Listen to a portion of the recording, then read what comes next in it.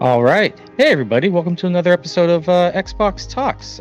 For those that don't know what this is a podcast exclusively for you guys, our Xbox Series X community.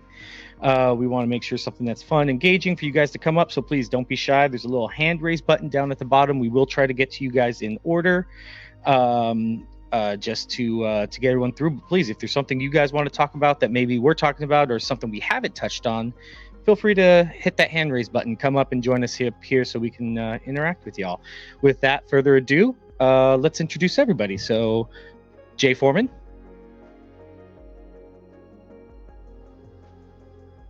All right. Sorry, little technical difficulties real quick. We'll go to Ivan Grimpovise. How's it going, everyone?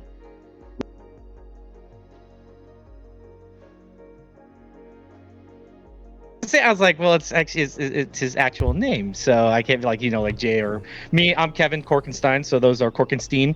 They're interchangeable. It's like potato, tomato, tomato. Whatever you guys want to pronounce it. But yeah, this is Xbox Talks. Right now, Jay's working on our video side. We do upload this up to YouTube as well, guys. So it's not streamed exclusively through YouTube, but this is something we provide so we can also have another channel and outlet. Hopefully, maybe if you guys want maybe see some reviews from us, or maybe if you guys want, like customized reviews for you guys, the actual community, that's maybe something we could talk about. Send us a message, see what we got. In the meantime, there he is. No, I'm here now. I didn't have a mic icon. The Reddit talk client is just goofy sometimes still. So happy to be here, and I heard everything you were saying. So let's get this show started, right? Yeah, yay for Foreman. All right, so whoa. There we go. Got his mic working. So yeah, let's I don't know. Let's start off like we always do. What is everybody playing today or this week? So I've kind of gone back and dusted off a couple classics. First is Slay the Spire. This game grabs me like every 3 months. I play through a couple rounds and I'll move to another Ascension level, which is basically you beat the game and it gets a little harder every time you go up. And it's just such a great game. I almost put it as my game of the year last year or the year before when it came out. And there's nothing graphically impressive about the game. There's nothing technically impressive about the game. It's just a well-crafted game. It feels like it could be a single player board game. Like the mechanics are just so refined that it's you're gonna have a good time if you play it. Most of the people that see it, they're like, that doesn't look like it's for me. It looks like a collectible card game or something. But after it gets the hooks in you a little bit, it's something that you want to continue playing. So I see Grimprovise over there. Ivan, what have you been up to this week?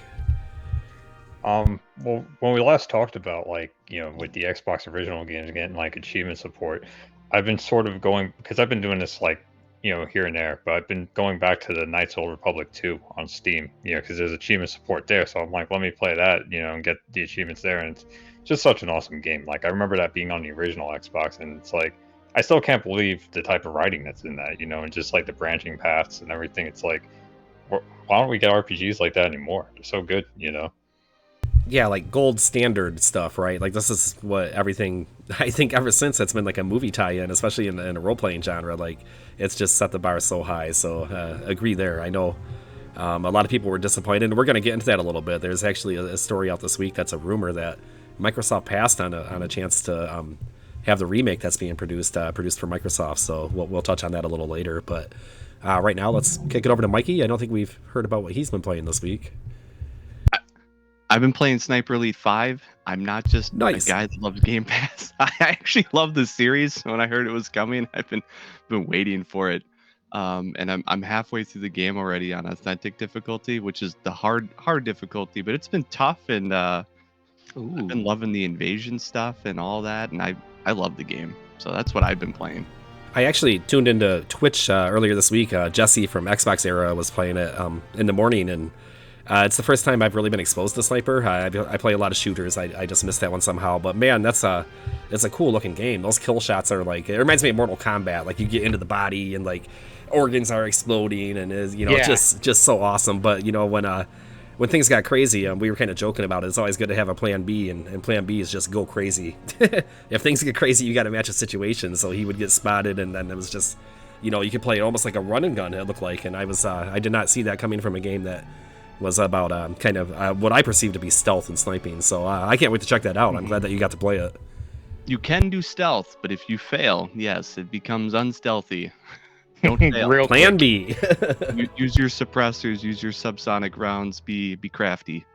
Yeah, that's what I've been playing on Xbox. It's surprisingly like how fluid it can go. Like you have like the Hitman series, right, where it's all about stealth, and you can still do that. But then once things go pear shaped, all of a sudden now it's it's run and gun.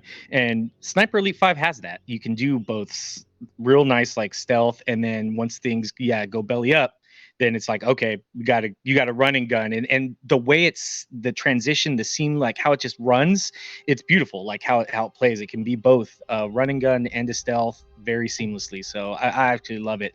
I've been playing it on Xbox. I decided to redo WoW as well, start my playthrough through WoW again, and then that's pretty much all I've been playing.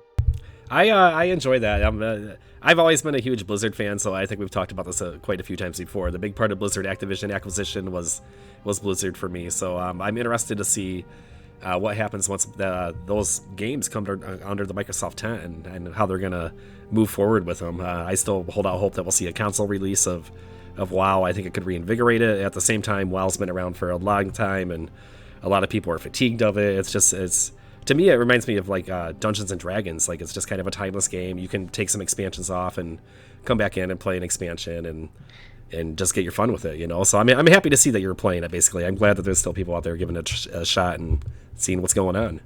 Yeah, I definitely wanted to try. I also do really, really, really want to apologize. I am so sorry. We actually do have another speaker up here with us.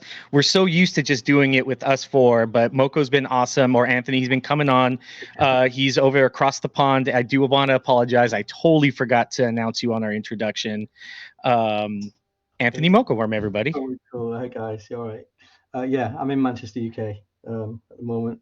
I've been playing Tunic, which is an incredible little puzzle game. I don't know what you would call it, really. Puzzle RPG. No, that's a fair description. It's but did you ever play Psycho Fox on the Master System in the 80s or like the early 90s?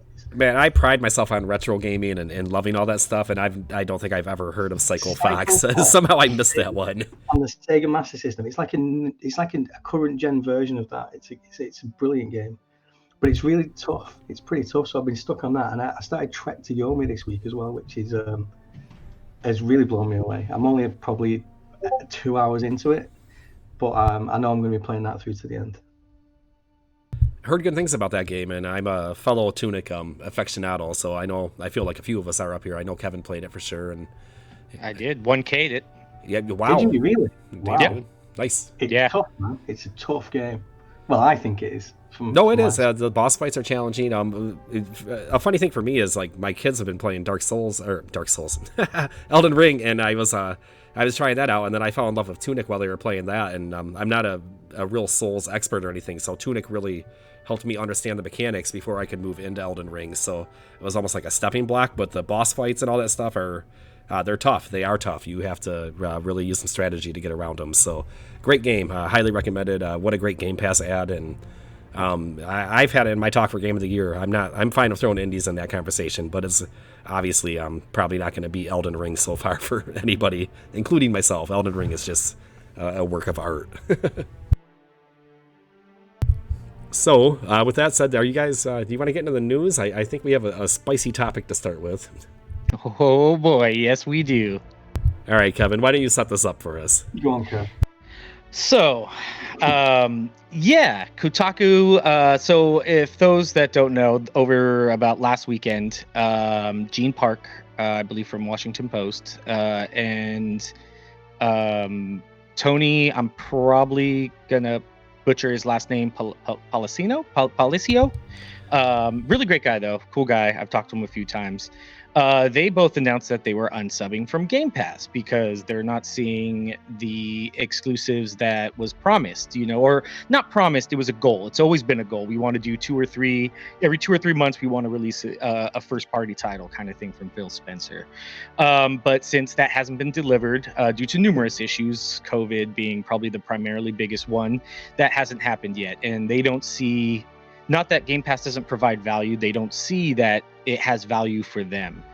So that ended up blowing up on Twitter. People started saying it's the FTC investigating them now. It went off the rails fast. So Kotaku, being Kotaku, decided to run a whole piece saying, with a very broad and generalized blanket title, that Game Pass burnout is happening based off of two people's opinions. And that just kind of set everything off. And of course, in Game Pass being the awesome, Xbox having their awesome social team, they ratioed Kotaku again horribly. It got so bad that it ended up in Twitter's top 10. I think it was like number 9 or 8, and they actually had to write a summary of what happened. That's how bad the burn was. And basically, Xbox replied back. They said, "Tell me you limit yourself to AAA games without actually telling me you limit yourself to AAA games," and it just blew up. But yeah, that's what happened over the weekend. I think it was very well criticized. It's a fair reaction. The article lacked a lot of foundation, and it was a lot of guess. And they even say in the article, this is speculation pretty much. We don't know these numbers. And then they try and cover it up, and they're like, oh, but it has Tunic and Trek to Yomi and whatever. But Kotaku pretty much got burned, and it was glorious. I'm going to say it's just kind of the way that you were right. This is based on two, we'll call them semi-popular news reporters, news gaming media members, and two people that I follow. Actually, I like Gene Park a lot. So I know that, Kevin, I saw you maybe taking some issues with some of his takes, because he did come back around later in the week, and he was praising PlayStation, their subscription service, for all the classic games they had on it, which as somebody who just had said that he was a fan of Gene Park, that just that hit me kind of weird. You were just complaining about one service about not having enough new games, and then you go to the other and you're just like, look at all these great classic games. Like, it just didn't seem to like mesh up for me. But kind of beside the point there. But it was just kind of I don't know where I feel like when they wrote this article, they were just like, they knew what they were doing, right? Like, they were just like, I'm gonna lay out some kind of blanket statement, like you said, and base it on these two takes on Twitter. And before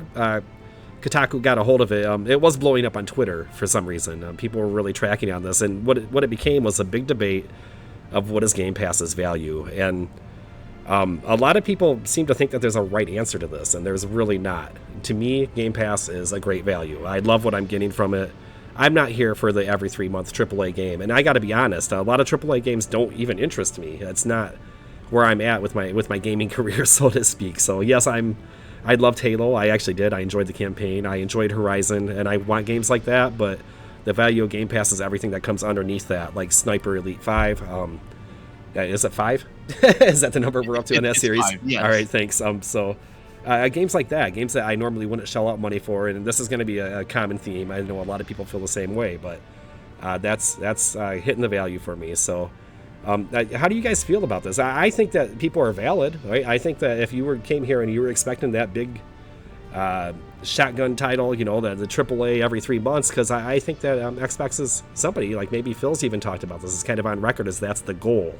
And we're not there yet. So if you want to unsub, that's fine. But I feel like a lot of people probably feel differently. And I think that we made a mountain out of a molehill here, with a few people kind of voicing their displeasure with it. Yeah.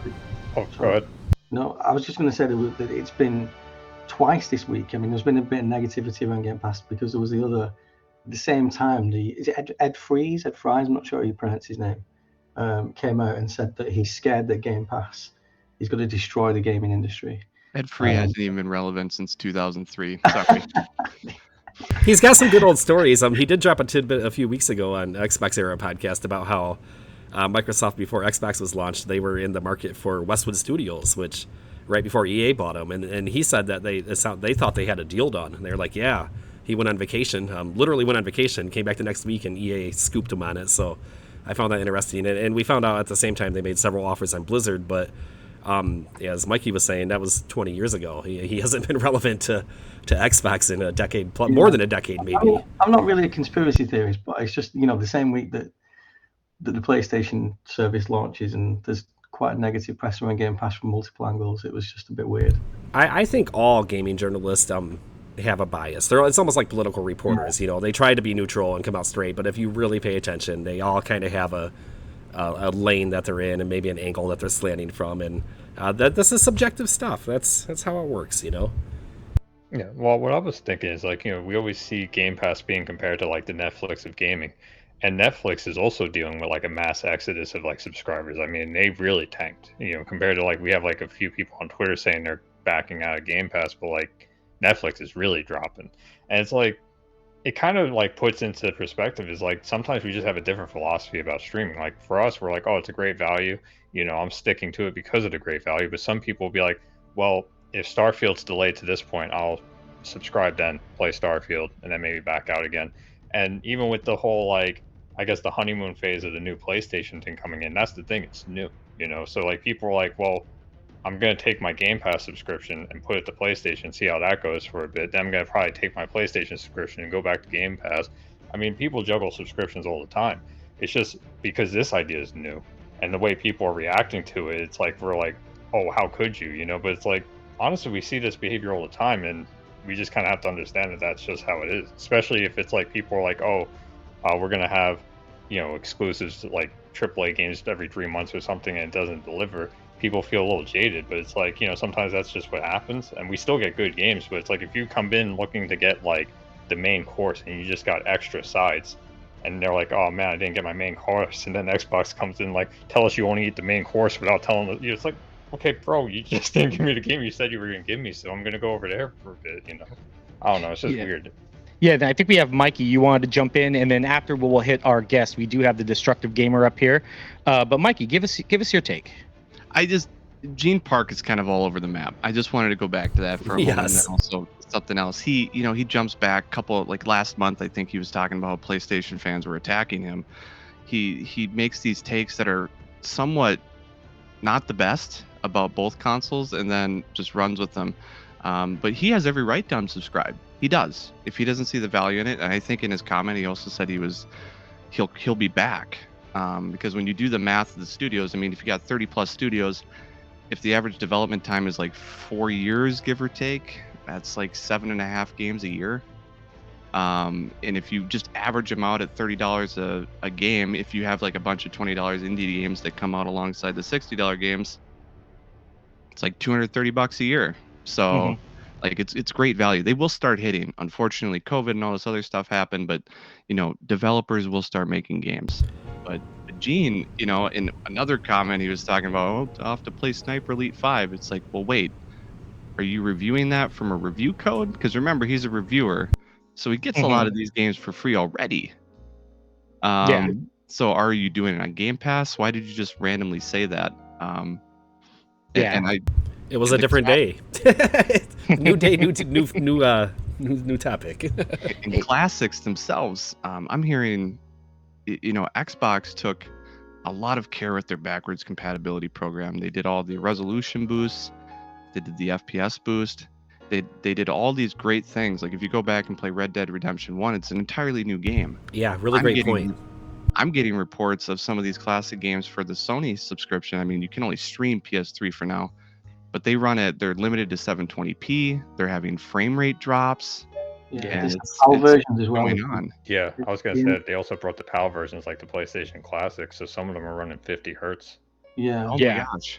Well, I think that'd definitely be a discussion we should have later on in the show for it. Let's bring up, I butchered another name. I'm sorry. It's not Destructive Gamer. It's The Destructive Gamer 2. How you doing, bub? If you're there, just hit that mic in the bottom left. Hello. Hello. Hey, how you doing, bub? I'm doing good. Currently, on this discussion of the Game Pass, I think it's more about the experience with Xbox instead of the whole, we've got all these AAA titles.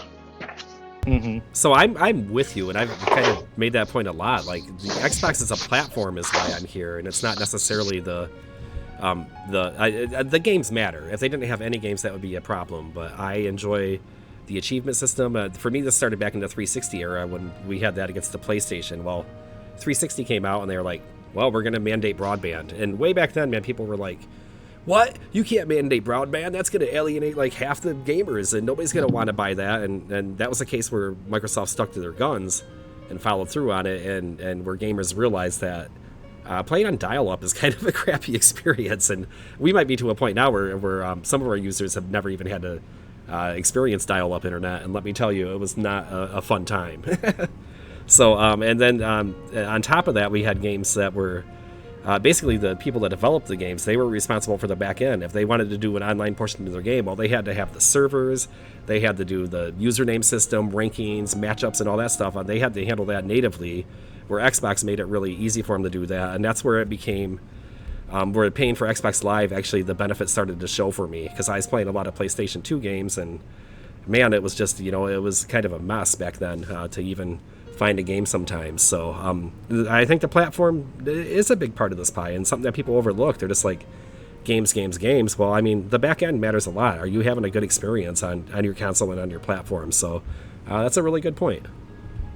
I mean, for me, I think without Xbox, we wouldn't have online gaming as it is currently without Xbox Live. They definitely set a framework that others followed. People can compare like achievements and trophies and all this other stuff, but they've just been, party chat, everything that we have today. Xbox with the online services have kind of led with, outside of, I think, and correct me if I'm wrong, I think PlayStation led off with the free games aspect. Yep. Lest we forget PlayStation being no free games occasionally. Although the Xbox games for game, we won't get into that sometimes. No, I believe Games with Gold was a direct answer to PlayStation offering free games with their service. So that's one of those points we make when competition is good. Yeah. So, Destructive Gamer, do you think it's burning out, or do you think this is just a gross overcharacterization of a very small issue?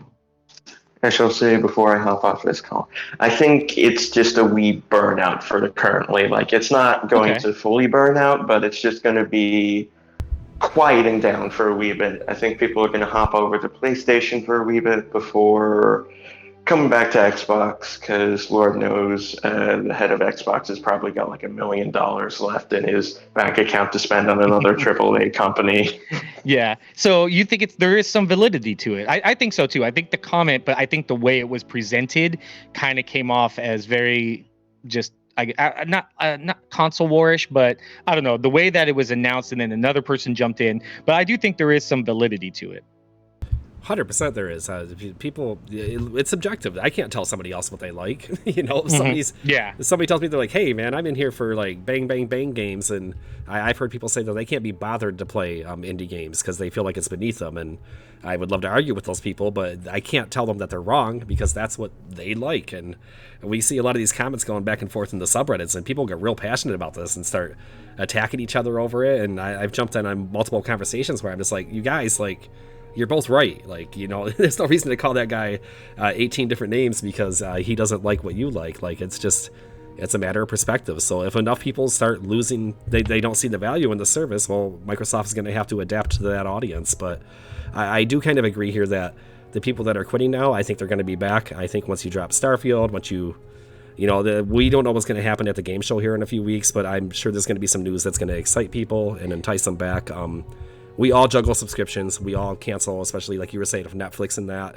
And then maybe that's the way this goes. But I think Xbox is going to have enough ammunition to make people at least, if they sub and unsub, I think Xbox is okay with that. They just want them there some of the time, and hopefully all the time if they have enough content. They're going to resub June 12th. We know it. As soon as June 12th comes in, they're going to be hitting that resubscribe button. I mean, there wouldn't be all this stuff kind of coming out before the show if Xbox didn't have like a delay. Who announces a delay before a major hype show? That's supposed to bring in a lot of eyes. Who does that? I mean, Xbox did it. So I don't think Xbox and TV shows should be put in the same picture after Halo, the TV series. That is another discussion. We're going to get there. We're definitely going to get there. We'll probably be having, yes. Go ahead. No, I said I disagree. Oh, no, Oh, yeah. bite your tongue on that one. We'll get to that one. Yeah, we will get to that. But Destructive Gamer, thank you for coming up, bud. Leave a comment down below in the thread, and we'll get you a 1-month premium for coming up talking to us for Reddit. Absolutely. Thanks so much for coming up, and hopefully we'll see you again. So yeah, he's gonna he teased the topic that we'll probably hit before the end of the show today. So we'll get some hot takes on that. But go ahead. But yeah, like I was saying, like Xbox wouldn't be announcing a delay before a show if they didn't have something big. So we'll see. Maybe I'm wrong. I'm kind of banking a lot on it, but I just don't think that they would announce delays, or they would kind of have a weak Game Pass lineup going into the show without something big that they were going to reveal. So we'll see what happens. June 12th is going to tell a lot. I mean, they have to have a... Oh, go ahead. I was just going to add just real quick is like, I guess one thing that helps, like, I guess, add to that is just the fact that May was pretty quiet on Game Pass. Like, we still got good games, but, like, overall, I mean, I think this is why you're seeing a sort of a burnout. Because, like, if you look at May as a month, it's like, and then on the heels of also finding out 2 games are delayed, yeah, June is probably where they're saving a lot of, like, watch this, hold our beer type stuff, Yeah, you guys get Ubisoft Plus Classics. We're just going to give you Ubisoft Plus, just a little one-up. I don't know if they are actually going to. It would be pretty amazing if they get the full service, like EA Play. But yeah, I'm just kind of hyperboil. But yeah, anyways. No, Sorry, Jay. I do agree with you. No, I disagree with you that I think that was obviously a strategic announcement. They've been contemplating delaying this game. If we just heard about it, there's been backroom discussions probably for weeks or months that were just like, man, I don't know if we're going to get to that release date. So if there was a reality show that was just about the ongoings of Xbox and their first party studios and this kind of stuff, like I would watch it every week. It'd be a #1 show for me just because I can't imagine the stress and pressure of having to make a call like that. So I feel like you're exactly right, Kevin. I think like when they decided to delay it, they had something else that they were going to save up and hopefully drop on us that's going to replace what we're going to be missing now. So I'm really excited for that show, and I have high hopes for it. I don't see them dropping the ball here, but if they do, it's going to be real ugly. I mean, one of the things Xbox does that they have on PlayStation is they do day and date third-party titles as well. So what is there going to be their big announcement? I'm going to guess something as big as Gotham Knights. That's my guess. They're going to do something to launch Game Pass day one. They're going to have a couple of them, I'm willing to bet, this holiday season. Because now they've got room for it. Starfield's not launching, so they need something to fill that void. It's going to be something like Gotham Knights. That's my 2 cents, and I'm willing to put some money on it. Even. What's this guy doing over here? That's a good prediction, I think. Gotham Knights is an exciting IP and an exciting game that I'm looking forward to quite a bit. I would love to see them come out with something first party. We've talked about this before. Any of their dead franchises, I hope we get a surprise. I'm a fan of a lot of classics. I constantly mention Freelancer, for example. It's a space trading kind of shooter sim that was released on PC. Was really well received and just kind of got left in the dust. So I think that would excel and just look so beautiful on these next gen systems. So, all that said, we have another guest up here, Fat Chunker. Welcome to the stage. You can unmute yourself by clicking the mic in the bottom of your client. I love that username, by the way. Thank you very much. Good to be here today. I appreciate listening to everybody. First off, I am a recent Xbox switcher. I was on PlayStation, diehard PlayStation fan since the PS2. So with Game Pass, I believe the future of gaming is looking like subscription based, and we probably aren't even going to need a console in the next couple of years and simply just an application. So I don't think Game Pass is on a burnout or dying out. I think we're only at the beginning of the future of actual gaming here. That's a good point. I think you're right, and we actually have some news stories that I'm going to drop in here because it's related to this topic, and we can kind of take it from there. But we learned Microsoft had a conference this week, the Build conference, I believe it was, and they finally announced some numbers that they have 10 million players on xCloud right now, which means on your phone, on your tablet, through PC even. So that 10 million players is nothing to sneeze at, really. That means that those are also subscribed to Game Pass Ultimate, I believe. Is xCloud a part of Game Pass, the normal tier? No. So yeah. I don't think so. that's an ultimate perk. So that means that they have 10 million users that decided to take advantage of that. And let me tell you, I was kind of a detractor of the streaming at first because it wasn't working really great for me. And it turns out that my home network wasn't up to snuff because it was a 2.4 gigahertz signal, and it works much better on 5.0 or Wi-Fi 6. So if you're having struggles at home, that's the first thing to check is your network. It just doesn't work very well on older networks, and obviously it takes a lot of bandwidth to have everything showing up. But and in addition to that, we learned more about Project Keystone, which, if you're not familiar with, it was rumored to be a USB stick. Well, we actually kind of found out it's going to be more of a puck maybe, but they said that this isn't ready yet, that they're still working on this, and they want to make sure that it's going to be a product that succeeds, so they want to reiterate it. I think it was the exact words they used, and they're going to come out with more hardware editions. So I don't know if we're going to see something about this at the game show, but it's definitely a top priority for them. So yeah, we're getting away from just needing consoles, but that shouldn't be news because that's been the story of this whole generation. We are playing on our PC, we're playing right on... You can play on your Xbox One a lot of these games, you can play on your series consoles, you can play on your phone, on your tablet. They're just trying to make it available everywhere, and I think it's a great strategy. So that's a really good point. Mr. Chunker, if you were a die-hard PlayStation fan, what made you switch to Xbox? I love that, Mr. Chunker. I also was going to laugh at that. That's great. Mr. Chunker.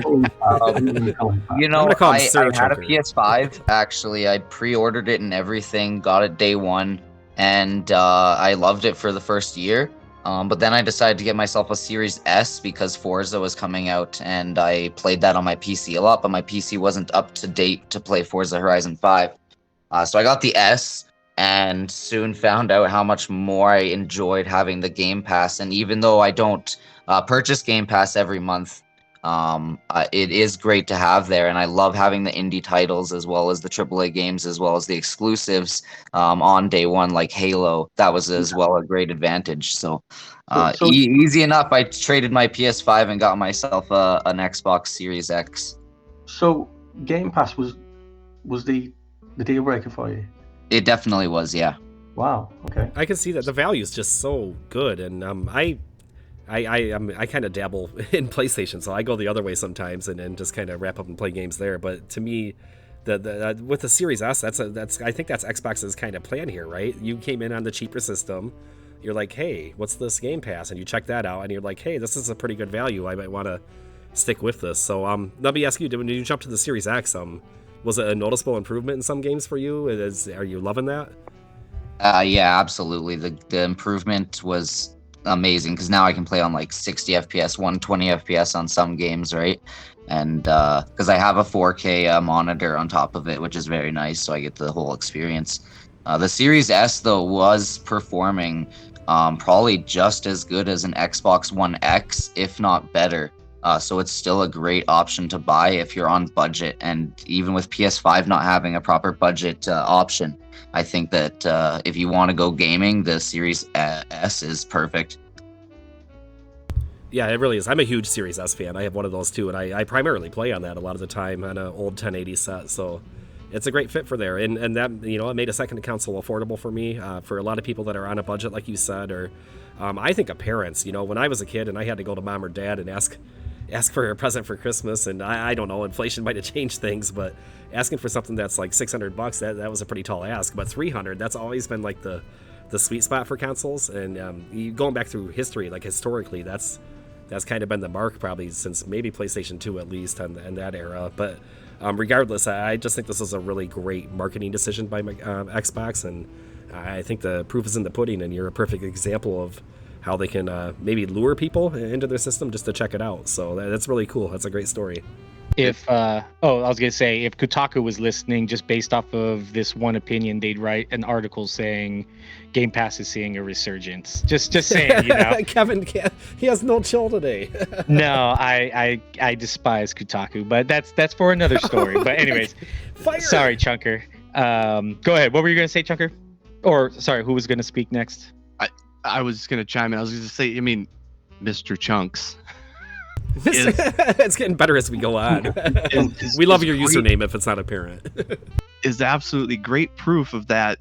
People bash the Series S Unfortunately, they do. They say, "Oh, it's terrible," blah blah blah.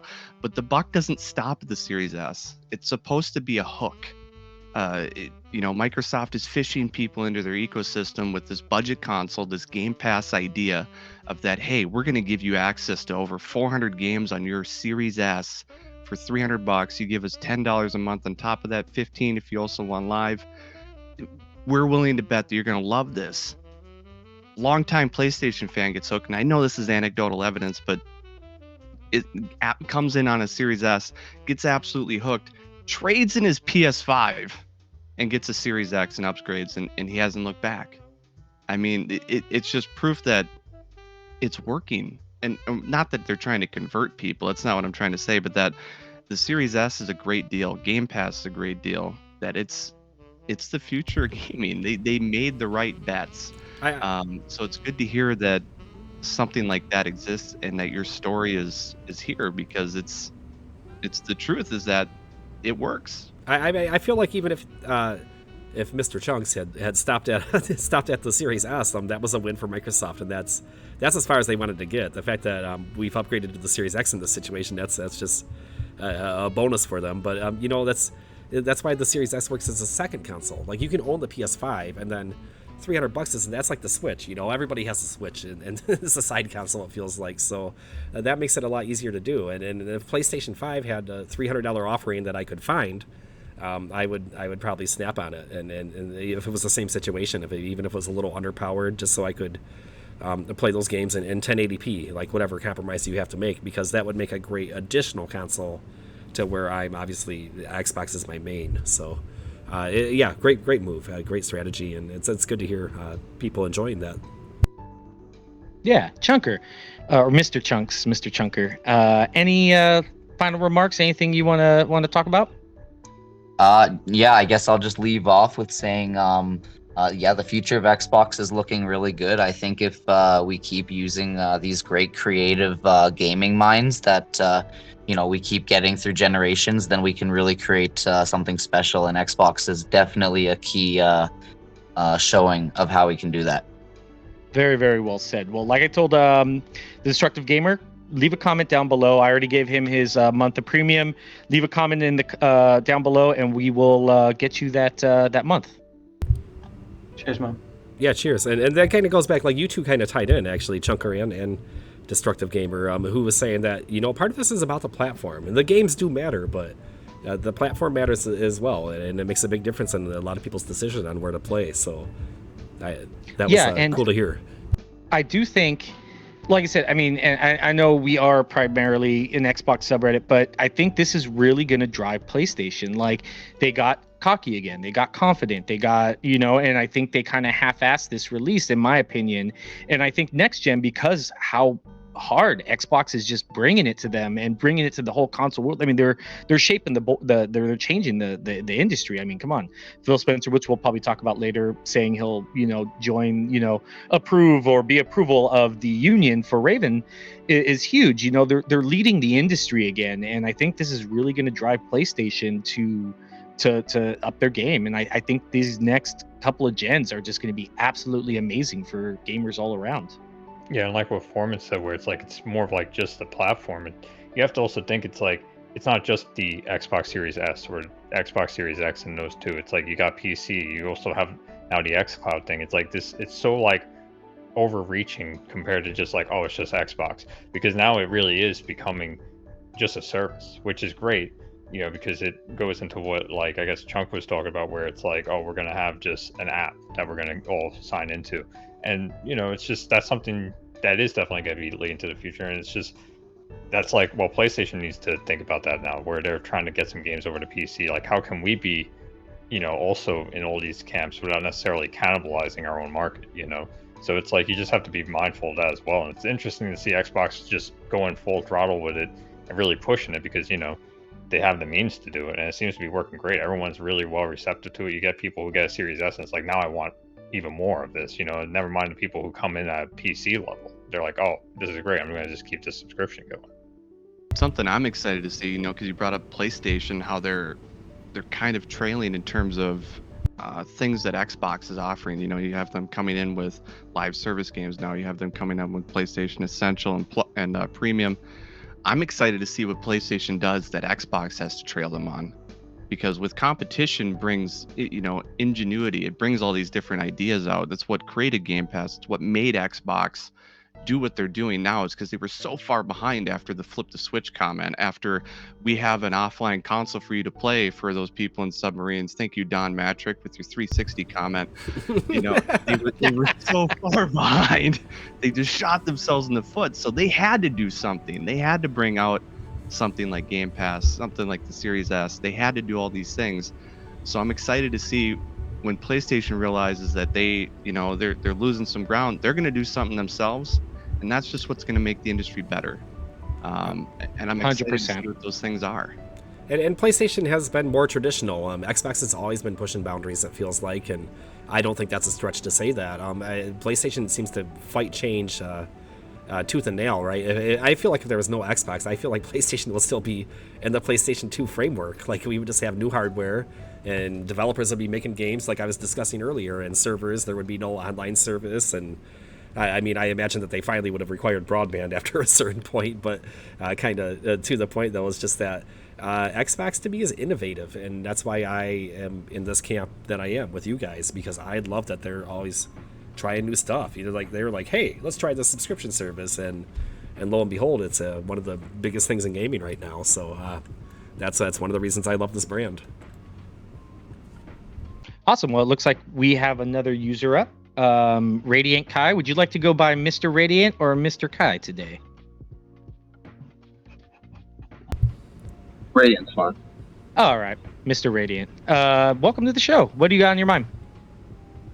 I think it's pretty funny and convenient that all these outlets and places just seem bored, and they just decide to make this like an agenda right before everything's going to get announced. It doesn't really make a heck of a lot of sense to me, and ultimately it just seems like they're underestimating what really Microsoft and Xbox is ultimately going to show. And you know, there's even things that are on Game Pass PC right now, like Vampire Survivors, and I've been playing that, and it really kind of stinks that that's not on Xbox right now, and they could easily put that on there and people would love that because it's basically PC only at the moment.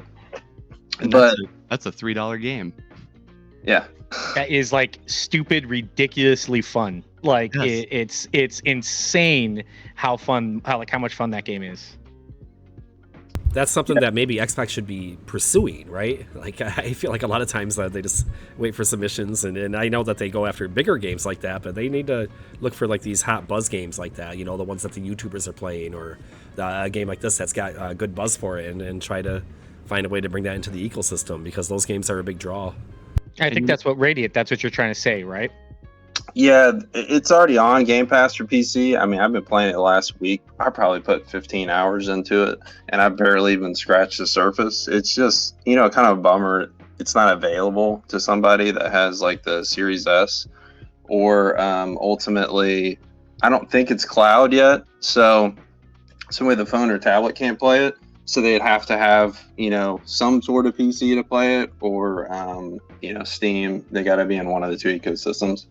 It's strange that they kind of halfway go into this a little bit, and they've got some really good games that come to the service, but they don't really advertise them as well as I think they should. The other thing too, along with this, is I think, you know, Avowed and Hellblade 2, I don't know how those aren't going to get some sort of release date or a lot of gameplay shown this year.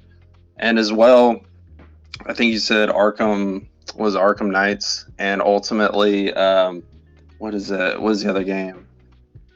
Saints Row. I don't know how those are going to skip either PlayStation Plus or PlayStation marketing, or just come to Game Pass, because they have basically no marketing on either side as far as I know. And it seems like that's an easy grab for Microsoft just to get people into the ecosystem. Those two games alone, let alone, gosh, there's so much stuff that could happen. One that comes to mind is way back in November of 2020.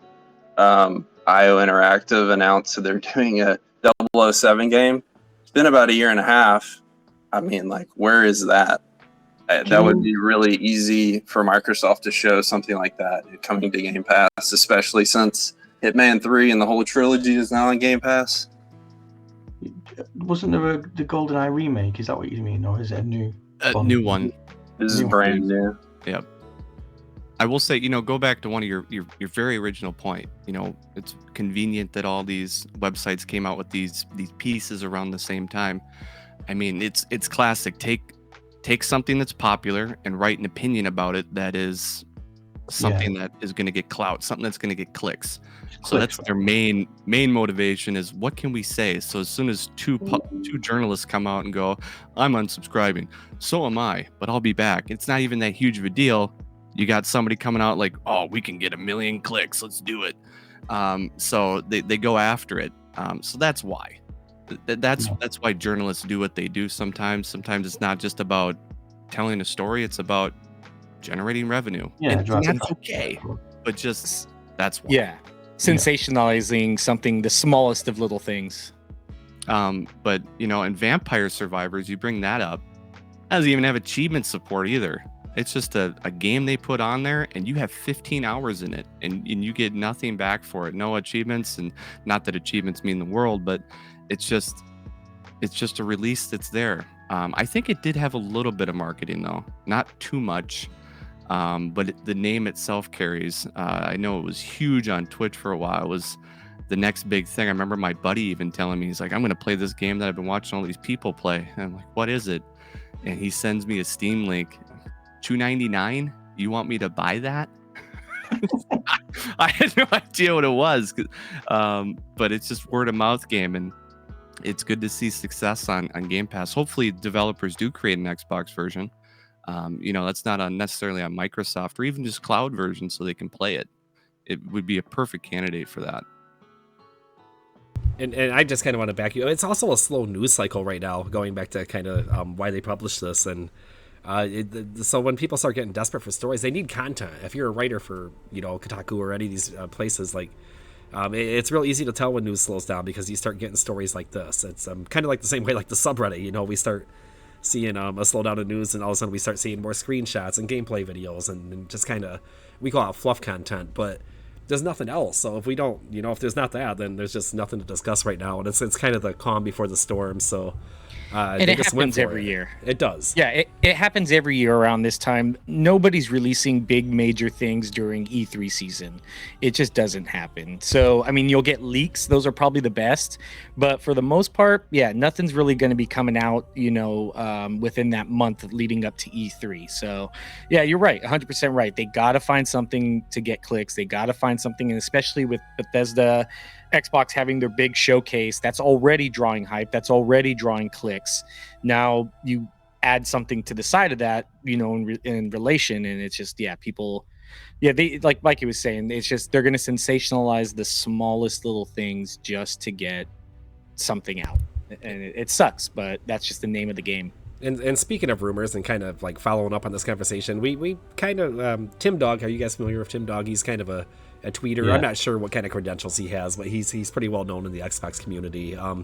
According to his insiders, quote unquote, he's heard that the Xbox family plan for Game Pass, that it's in development, and they're looking at setting the prices as low as $25 for, I think he said up to 5 users. And I have all kinds of questions about this, but first of all, at $25, I feel like that's going to be just Game Pass, not Game Pass Ultimate. I could be wrong, and it's just kind of, we're gonna have to wait to see. But I have questions about the restrictions on this, like how lenient are they going to be with sharing? I know that with game sharing right now, they haven't really cracked down on that. If you're sharing with a buddy outside of your house, it's not specifically encouraged, but I have seen official Xbox documentation where they pretty much describe that exact scenario. So it's just kind of, and Netflix has been cracking down on this, as we're well aware of, with the sharing passwords and sharing your subscription outside your house. So I think it's going to be interesting to see where they go with this. And I think that we've heard about the streaming stick and how that might need to be reiterated and delayed. Well, I think we're more likely to get an announcement about Family Game Pass at this at the Xbox conference. So I'm really interested to see if they finally touch on that, because a lot of people are asking for it. 100%. I do want to say, Radiant, is there anything else you want to say? We're going to try and get some more people up. Leave a comment down below as well. Like I said, we'll try and get you that month of Reddit Premium for you. But any final remarks before we bring up our next guest? Not really, besides the whole thing of the convenience of all these stories. I just wish it's just strange how people don't, like Vampire Survivors. Why don't you post something positive about a game they've been playing that maybe people don't know about to get more exposure? It doesn't matter the platform. It's just strange how they love to be negative for no reason. It's easy clicks. That is very fair. Yeah, easy clicks. There's a whole industry just built on console warring and negativity, and it's kind of gross if you ask me, but it's just, what are you going to do? People eat it up. So I do know that. Mikey, you probably running pretty close to the clock here. We're going to lose Mikey here in a little bit because he's off to a baseball game tonight. Yes, I'm going to the Twins game. So are there any topics you want to hit before you have to bail out to see some Major League Baseball? The Twins. One that was actually kind of hit me was the Xbox reportedly turned down the Star Wars KOTOR remake, and as to why, if we wanted to touch on that. Absolutely. So I'm kind of looking at the story right now, and I first of all, the report came from YouTuber Mr. Matty Plays. I'm not familiar with him at all. I know he's well known, so I can't vouch for his credibility or anything, but he's heard it from also inside sources that Microsoft was approached for a deal to release Star Wars KOTOR, the remake, the one that ended up with Sony. People are really hyped about for reasons that we discussed earlier in the show. So the speculation is that Microsoft didn't have confidence in Aspyr, ASPYR. I'm not sure if I'm saying that properly. It seems like a fit to me. Beside the point is that they didn't feel like they were going to be able to pull it off, which is this is kind of a juicy story. That would be throwing shade directly at a development studio. So obviously they probably didn't want to publicize that. But according again to Mr. Matty Plays, or did I have that right? Yes, that this was the case, that Microsoft was just like, nope, we're good on that. So kind of a weird decision if that's the case. Well, if we take that at face value, if you go out and look at, because this made me go out and look at Wikipedia just to look at the games they've released, I've never even heard about them. For example, in where was it? I was just looking at them. It was like 2019, they released Mafia 3 for Mac OS. That was their hand. They are all they do is make. That was a port, obviously.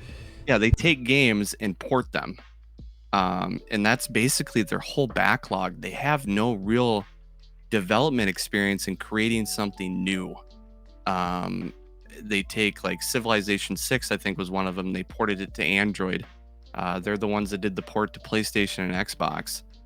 So they take something, make it usable on the platform they're going to, maybe change up some of the controls, because obviously Civ 6 needs controller support and all that outside of what it is on PC. If I'm Microsoft, I'm kind of with them. This is not the studio you want doing a full remake. Maybe they can pull it off, but that's a big bet. They don't have any actual credentials backing up that they can do something like this. And once I read that story and looked out there, I'm kind of worried for the remake, because this is only a timed exclusive, right? It's going to be coming to Xbox maybe in a year, who knows, because that's kind of the default timeline that Sony keeps these timed exclusives. But I'd be worried now that I'm looking at it, and I'm probably going to get it day one on PlayStation. That's me. I love those games. I loved 1 and 2, but I'm a bit worried now because they have no credentials. The studio is nobody. You also have to remember too, day one, because only a console exclusive, so it's also coming to PC on day one. So they're working on 2 versions of the game back to back. So like what you're saying, where it's like they're used to making like ports or remakes. If they were just making the PlayStation and then saying, all right, we'll do the PC, Xbox a little bit later, it's like they're trying to launch 2 different versions of the game right off the bat, and that might make it even worse. Who knows? Yeah, I think they release like 3 to 4 games a year. And if I just look back at 2020, they did Planet Coaster for Mac OS, Civ 6 for Android, Star Wars Episode 1 Racer, and Star Wars Jedi Knight Jedi Academy. They did ports of those games. Those are old games. Yeah, I think Episode 1 Racer was kind of well received. I actually have that on my wish list and wanted to check that out because it was a good game back in the day. But and it's fair to say that there are studios out there, I think Digital Eclipse especially comes to mind, that have made their entire living on just porting old games and bringing them onto new systems. But you have to look at how well they do that, because a lot of times that's a big miss. And I kind of understand what you're saying, that maybe Microsoft balked at this. Maybe they were just like, we got a lot of money, but we're not going to throw it at this particular project. And I know that's disappointing because this game is really well loved, but especially if it's just a timed exclusive, maybe they're just like, you know what, we'll let it get polished up, and when it lands on Xbox, hopefully it's in a good state, because there's no guarantee that games are even going to launch in a finished condition anymore. So it is what it is, I suppose. Yeah, we have absolutely no guarantee what it'll look like. Racer 1, that's a weird way to say it. With it. I like it. Well, I 100%ed that game. I loved it, but it was a straight port. It didn't look any prettier. It was just upscaled resolution. There was nothing special about it. It was a default port. So maybe I hope I'm wrong, because I don't want this game to come out poorly. When it launches on Xbox, I want it to be an absolute smash. But like in 2022, all they've released is The Force Unleashed on Switch, the first one. Yeah, yikes! I guess that's their pedigree right now. If I'm Microsoft and I'm looking at their development history, I pass. And I hate to say that, but I'd be scared too, because you don't want a bad game coming out and then people bashing Xbox going, "Oh, this is your port. You ruined it, Microsoft." That would be if that's, if it released poorly, it would be against them. Yeah, knowing the internet and knowing Twitter, especially, where a lot of these stories get their juice, that would not be a surprised a narrative if that were what happened. And I guess now it's in Sony's court, and we hope for the best as fans of the game. As you were saying, it will probably come our way at some point, but there's reasons to be apprehensive about it. So I guess the time will tell, and we'll see here when it finally makes its way to release. So we're going to kind of move on from that. We do have some more stories to cover this week, and a little bit about Halo. First of all, 343 Industries, they lost Jerry Hook, who was pretty high up there. He was head of design for them, and I don't know if this is a case of where it was time to move on, or if this is a result of how poorly Halo's been doing recently. At least in the dark corners of the internet, it hasn't been getting all kinds of praise at the very least. Do you guys have strong feelings about this? Do you think this is a situation where this was a reflection of how the game's being received right now? No, I mean, I think it was time. I think we're going to see a little bit of shakeup in leadership just with how Halo was handled. I think it's fair. I think this is definitely something coming. I think it's just time to shake up the team, time to start getting better ideas out there. Like I said, I think how the launch, what happened at launch took a lot of wind out of its sails, took out the legs early, and now Halo's kind of not struggling to keep up, but they're having a hard time getting back up. And I mean, they're making strides. I'll give them that. But I think changing out your design lead, getting all that taken care of, I think it's a good move. And I mean, it sucks to say somebody's leaving, but I think it's something that was needed to bring some fresh blood in to change how everything looks. Sometimes you just need some new energy, right? Yeah. 100%.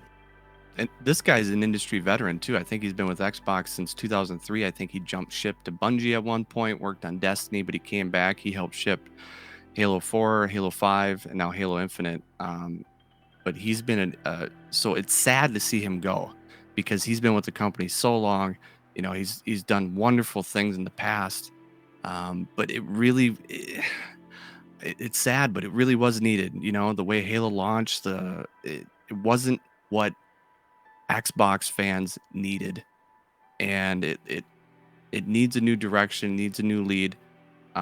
So it's good news and sad news at the same time. Yeah, I mean, I don't have any disdain for the guy, and he was obviously very passionate about Halo. His departing tweet, I don't have the exact quote in front of me, but it seemed to be very authentic and genuine, and he just thanked everybody for their time, and for whatever reason this was the time for him to depart, and it could be a little bit of both. Maybe it was time for him to move on personally and also for the game, and let's hope that kind of like we were saying, that this at least adds some fresh perspective on things there, and maybe gets them to look at things differently and work on their design in a different light, so to speak. So yeah, that was kind of interesting to me, and I can't wait to see what happens next with that game, even though I know a lot of people just want it to go away. I just don't think that's where we're headed. Awesome. Yeah. It's just sad, like I said, he was an industry vet, and like Mike said, he did go to Bungie, and then he came back and stuff like that. So, I mean, I think it's a much needed change. Just sometimes it's just things don't, I think he's had a pretty solid run. I don't think anything he's done is inherently wrong. I may have come off like that on my previous talk, but I just think it's a good move. It's a healthy move for the game at the expense of somebody else, having to leave. But it was needed. It was definitely needed. Mikey, I know you have to leave pretty soon. Did you want to say anything? Oh, I'm out. I'm not sure. Yeah, I know you had to leave. I'm so Sniper Elite this weekend when I get back. That's all I'm gonna say. I'm gonna enjoy a Twins game and some beer. Yeah, I wasn't trying to kick you out or anything. I just didn't want to keep rambling on and on and on, and then you're like, and then you can't say your goodbyes at least. So I at least wanted to give you the chance to say at least goodbye to everybody. Adios, everybody. Have a good weekend. Hey, who are the Twins playing tonight? We're playing the Royals, so if we lose, I'm going to be really sad. Nah, go Twins on that one. So good luck and have fun at the game, man. Thank you. Yep. All right, so Mike, take it easy. On that note, we did bring up Play Beyond 87, who I believe has been a guest with us before. So how you doing? He has, and I was actually thinking of him when Mr. Chunker. I was about to call him Mr. Chunker. Sorry, Mr. Chunker was talking because he is also a fellow converter to Xbox, recent converter. Hey, everybody. I don't know if you can hear me. Sound check. Hey, everybody. Nope, hey, you're good. Check. So how you doing? All right. How's everybody doing?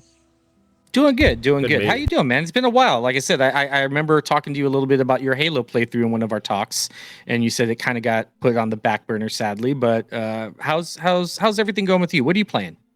So I admit I have found myself playing Xbox just a little more, trying more of the games and options. So I've been digging in with I tried I think it's called Uden Chronicle Rising. That was a newly released game not too long ago for Game Pass. I've been trying that. It's a beautiful game.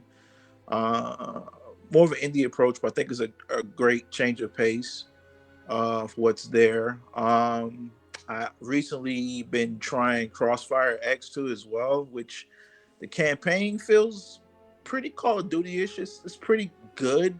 The multiplayer has its challenges, and I think that's kind of going back to a lot of the challenges a lot of the developers are running into these days on releasing games that just may not be all the way complete already. So I've just been trying to mix it up a little bit. I'm making my way still through Halo 2 currently. I am enjoying it for what it is. I'm trying to keep a lens on that this is an older title, just like Halo 1 was, but I'm almost done with it and about to move on to Halo 3. Awesome. Well, yeah, I'm glad to see you jump back into Halo. What's some of your opinions on everything we've talked about? What do you want to come up and talk about? I missed a lot of it. I probably just chimed in. I just noticed a little talk of it. So I believe it's a lot of the concern around what Game Pass is offering. Perfect. Yeah. I mean, you sound like you're finding value in it, and you're kind of newer to the ecosystem. So is it still working for you? Is it worth that price? I think it's still good. I think that. So how can I put this from a perspective of? I think that because it's a service being offered and it does have a lot of different games, it does scratch that itch for a lot of us gamers. I can say that I still think it's a fantastic service. However, I want to say that I want Microsoft just to solely rely on that, right? And I think that's the thing that I'm trying to understand what their approach are. I know that it's been the acquisitions. I know there's a lot of games coming down the pipeline, but I also know that's been the same conversation for years on years on years, and a lot of things keep getting pushed back, right? So what are we looking at from internal studios of what is Xbox offering? What exactly is there? What makes you excited to own an Xbox? And I'm enjoying the console. Like, I really like, it's a lot of play friendly and features that's there that's really consumer friendly that I really applaud it for. But I think they got to rein in the designs and the developments. They really got to rein that in and figure out what they're trying to do here. Like, you can't wait 5 to 6 years for a game, for a big title. And let's say Halo, for example, because I've been following the chatter on it. I know it's been pretty, maybe okay in a lot of circles, and it shouldn't be just okay. That game should be blowing it out the water because of this time and the money spent and what Halo means to the Xbox franchise. Yeah, I kind of get where you're coming from here, and you know, it's just it's kind of is what it is, you know. They tried their hardest with Halo, they really did, and they pushed that game back and put their heart and soul into it, and it was great for a few weeks, but I don't think they really had a plan after they got that thing launched because they were working so hard to get it out the door that like they probably was a big sigh of relief. They're like, yeah, we shipped it, and then all of a sudden they were just like, oh bleep, like, you know, like these people want more. Like, they're already tired of what we have here after a couple months, and it was kind of like we were discussing with maybe the changing of the guard a little bit. They just hadn't. If they were going to launch a game as kind of as a games as a service, and we can debate about how much it flows into that camp, but they didn't have a good plan for content, not one that landed with people. So that's a problem for sure. Definitely. So that said, I mean, what else have you been? You're Game Pass subscribed, right? I mean, yeah. Actually, I do have a question for you, Play. What as coming in from Xbox or going to Xbox, you know, from PlayStation, and with the conference coming up, you as a new adopter into the Xbox ecosystem, what are you looking to get out of the showcase? Well, I know that Xbox pretty much had the stranglehold on the first person view type games, which is great. I just want to see more diversity. I know there's indie platforms that's there, which I'm very happy to hear a lot of indie developers are actually praising Xbox for their approach, which is awesome. I think that, I hope it's very lucrative for them in the deals that they have. I just want to see more diversity. I just want to see them, you know, all these billions of dollars that they're invested in, you know, just mix it up. Let's bring back some of those platformers that really made Xbox, like Banjo-Kazooie, Conquer. Let's mix up maybe an action RPG. Let's get some third person type action adventure like Quantum Break in there. Maybe a sequel to Rise. You know, invest in those games that really people liked that may have not done the wow numbers, but really you have some franchises there that really can take off if the investment is there. I just want to see them mix it up. I mean, JRPG, I know is really lacking. That may not be everybody's thing, which I understand, but I just think it needs diversity. Just mix it up a bit. No, I mean, not every game is going to be everybody's thing, and I'm kind of with you. With Microsoft and their first party offerings, and maybe that's why it's not a huge draw for me, because I know it's a joke, right? Halo, Forza, and Gears, right? It's all they ever seem to produce for 2 and 3 generations, and I get it. Yeah, I would like them to diversify too, because we've discussed it quite a few times on the show with the previous, you know, the almost dormant franchises that Microsoft has access to that they just seem not willing to touch, and it would be great to see them expand on that. Yeah, like Viva Pinata, right, Foreman? I mean, yeah, I don't want to call Viva Pinata dead yet, but they did just they released the Party Animals game as Games with Gold this month, so at least they still acknowledge that it's out there in some form or another. And not dead, but it's definitely had its heyday. But I'm probably being a little defensive as a huge Pinata fan, but I was just taking a little jab I had to take that little jab at you, but no, you are 100% right, Playbion. I mean, I think Xbox really does have to. I mean, they have a lot of gems, and you bring up a great point, like JRPGs, but those were actually pretty successful. I thought games like Lost Odyssey, Blue Dragon, were pretty big. I thought did pretty well, and I've seen still a lot of people. I mean, when Lost Odyssey became free with Games with Gold, I saw a lot of people praising it. This was probably I think 2 years ago that they made it free with Games with Gold. But yeah, JRPGs are a big thing. Supposedly, Persona collection is rumored to hit the showcase. I've been told that by a few people. I'm not sure how legit it is, but that's been something that people have been asking for a long time, is the Persona collection to come to Xbox. I don't know if it ever will, but yeah, you are right. JRPGs are a little lacking, and I think Xbox can really do a lot there to get that Japanese buy-in. Absolutely. And you mentioned a couple games too, VPR. That's another different experience, bringing that back. I mean, they have a lot of franchises just dormant. Sony does too, but Sony pretty much, their release, whether you support the platform or not, is pretty consistent. They're going to give you some big games, 4 or 5 of the year. You're going to get that from them. So I just want to see Xbox just kind of rise to that. Whether that's Game Pass or not related, it'll just be good to see that from them. I'm hoping next year that it really picks up. I agree. And, why can't Microsoft be on the same level as Nintendo? They have all the money. They have all the resources. They have all the studios. And I'm not saying cranking out, like the Nintendo games, obviously, but I'm saying Nintendo caliber games, or at least big releases like that. And that goes all the way back to our initial conversation tonight about the value of Game Pass and the AAA titles. But Nintendo has this knack for being like, hey, we're working on this cool new game. It's going to be out in 6 weeks. And Microsoft has this knack of being like, hey, we're working on this new game. It's going to be out in 3 years. And then they're like, we mean 4 years. And that's just not going to land, Nintendo's doing it right. And I think there's cases where Microsoft can cheat off someone else's homework and do things themselves better. Inspired by is what I like to say, and they need to look at this and look at their marketing and look at how this is hurting them by launching these games or announcing them too early and hyping them up. And it just seems like they could be going a different direction, and I hope that they're learning this generation. They do seem to be an adaptive company, so I hope they're taking notes. Anthony, what's your take? Anthony's been quiet for a while. I wonder if he nodded. It's pretty late over there in the UK. That is true, actually. It's almost, I think 12 a.m. almost for him? Yeah, Lee. Oh, Lee's back. There he is. We woke you up. I'm sorry. Yeah, I didn't mean to interrupt. Sorry.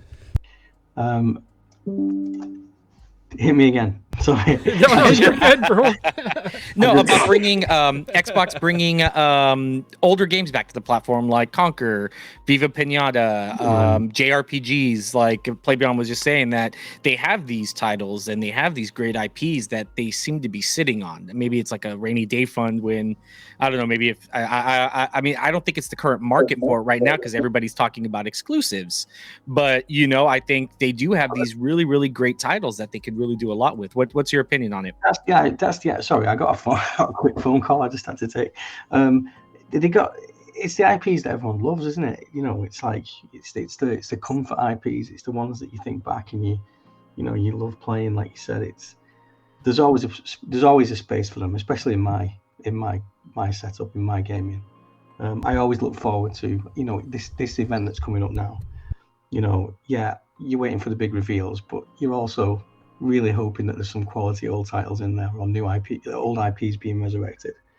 I think it's like a guilty pleasure, isn't it? It's the comfort of a known IP. Nostalgia's a hell of a drug, and it's a two-sided absolutely. sword too, for sure. Because these people that try to bring back these beloved franchises and they do something different with it can completely get flamed and hammered too, because nothing will ever live up to those memories of that great game from back in the day. Just earlier when I thought he was talking about the James Bond, the GoldenEye, the GoldenEye reboot. How many people are super pumped for GoldenEye reboot, But I love that game, but I haven't played that since the Nintendo 64. It does not hold up well. It doesn't. Hopefully, if they do it. I can imagine so. But that people pumped for that. Like Perfect Dark. When the 360 released, it released with Perfect Dark, didn't it? The Perfect Dark Zero, which was an update on the 64 game. Yeah, it was a big deal, and it didn't land all that well. I'm not really sure why that was so. It wasn't a bad game per se. I think it was that a launch title? Yeah, it was. Yeah, I felt, and there was things like remember like Cameo. How good? Well, Cameo. I thought Cameo. That was another launch title. You're absolutely right. And that's never been touched since, and that's a rare IP, isn't it? It is. So there's so many things they could pull out of the bag, especially with the acquisition studios. He did it with Battletoads, and that was a big deal at the time, wasn't it? Battletoads, and they just tried to bring that back. And Kevin actually brought up Blue Dragon earlier, which was Microsoft acknowledged way back then that JRPGs were important, and when they went through and developed one with the people that worked on Blue Dragon were actually original Final Fantasy people, and it was a traditional great JRPG, and we just never went back to that for some reason. So I don't think there's any debate here that Microsoft is sitting on a wealth of IP. And the Gears, the trifecta, like I was talking about earlier, it just we would love to see them expand on that, and I think that's what Play Beyond was getting at. Yeah, definitely. Well, Play Beyond, thank you for coming up, man. Always a pleasure. I'm very interested in your Halo journey and what you think of the series overall. Maybe if you get to Reach and you need a co-op, definitely. I think Mikey plays. I'll definitely go back and play Reach. Damn, that's a good one. Yeah, look at that. We'll all play with you if you need 3 other team members. But thank you for coming up, bud. Always a pleasure. Awesome. I'll hold you guys to that. Have a good one. All right, brother. Take care. Take care. I do see that we have some people waiting. Eldritch, Ragicus, and Ghost Stormtrooper. We will try and get to you guys. Sorry, I think you want to keep going with a little bit more of the news. I know we're running a little long right now, and then we can maybe bring some closing remarks. Yeah, we're coming up on an hour 20, so I'll start rolling through the news, and we can bring up the remaining guests too and get their takes real quick. So the rest of the news is pretty much kind of housekeeping stuff. We're going to talk about some game releases and some verifications of games that are still under development or moving on in development. And the first one is Stalker 2, which was actually delayed due to the conflict over in Ukraine and Russia, and people have really been looking forward to this game. And the good news is that they have announced that they've continuing development now. They're back on track, and they have everything, the logistics all sorted out. So we're happy for them and happy to know that that's going to be coming soon. Stalker's a great game. So kind of a weird one is Orcs Must Die. A previous Games with Gold offering showed back up this month, and it wasn't announced. So that's kind of a fun game. If you happen to miss the news or don't check your Games with Gold all the time, pull it up on your menu on your homepage and add it to your library. You don't have to play it, but hey, who's going to turn down free games? Why not just go after that? So some exciting news this week to me, and is that Saber Interactive, they announced that they're bringing Gloomhaven, which is a really popular tactical RPG kind of board game inspired. It's coming to Xbox in 2023, so people seem to be really excited about that. Have you guys played Gloomhaven ever on another platform or? No, I've not. Not heard of that at all. I haven't played it. It's wishlisted for me, so I'm kind of familiar with it. Looks like a great game if you're into that kind of slower strategy type thing. It's my buddy actually has it. Yeah, do it. And we've been trying to set it up. So for those that don't know, it's a legacy game. So these are a board game that you play over in the span of like 1 month, 2 months, 3 months. They're a very, very long campaign game. So I'm definitely interested in seeing how this gets ported and brought to the market. Yeah, I love that kind of stuff, and especially in the video game format. I've learned to play a lot of board games through Xbox. Carcassonne, if I'm saying that properly, is a game I learned entirely on Xbox, and then I went out and purchased the physical version, and now we play that at home all the time. Such a great game. So Settlers of Catan, that's another one that I learned to play digitally and then bought the home version. So great games. Sonic 06, completely different subject here, was listed once again on the Xbox Store. It had previously been delisted. If you're not familiar with Sonic 06, it was kind of a 3D take on Sonic and kind of well received as well. Almost kind of I don't want to say Super Mario World. I don't want to compare it to that because that's a really high standard, but it's kind of the same kind of take on Sonic as a character. So this was kind of big news as Capcom suggested that it could revive some of its dormant game series. And this one brought all kinds of speculation. Do you guys have any long time, like the Capcom's left a lot of franchises kind of out in the wind too, kind of similar to Microsoft. But is there anything from way back in the day that you guys know with Capcom on the title that you missed that they haven't developed in a while that you would like to see again? I have two. One would be Rival Schools, and the other would be Lost Planet, because Lost Planet 3 was just unfortunate. You know, that shouldn't have happened. We need a better resolution. Lost Planet was the original. I really loved. That was I also really loved it. I didn't play 3 though, so I didn't get the tarnished ankle. What about the classics like Mega Man? Is Mega Man a Capcom? Yeah. They do things of Mega Man sometimes, and I'm not really sure how they can. You know, Mega Man is Mega Man, and I'm the biggest Mega Man fan in the world, but I'm not sure how you update that to the new generation and revive it. But what was it? Okami? Is that right? The Wolf game where it's kind of like cell shaded, and there's just a lot of IP here. Oh yeah. I mean, I know it never came to Xbox, but Dino Crisis, I know that's something that was recently announced. Yep. That's coming back over to PlayStation Plus Premium.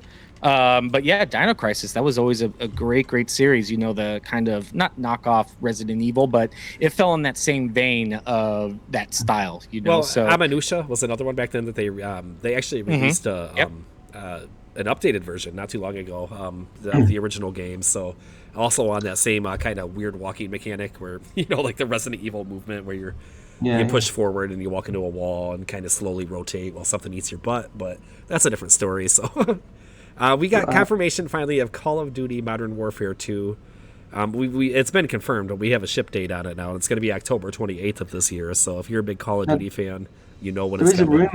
There's a rumor that about that being launched on Game Pass day and date.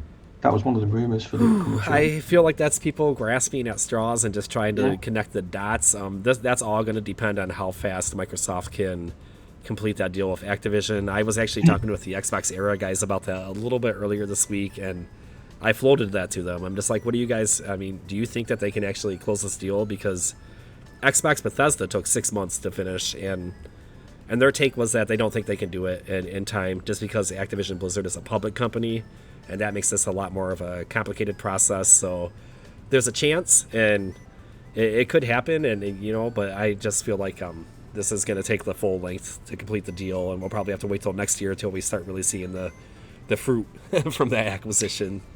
Yeah, have we seen any news about the FTC coming in and clearing them or anything? I know that they were a little under investigation.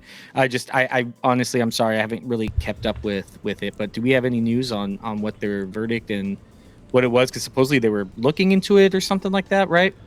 From what I've seen, and take this with a grain of salt because I'm definitely no expert, is that any review has been pretty standard. They're just going through the normal checks and making sure everything's in line. But it sounds like it's well on its way. It sounds like both shareholders have approved from both companies, and everything is pretty much aligned and ready to go. They just have to finish the logistics of the situation. So it will.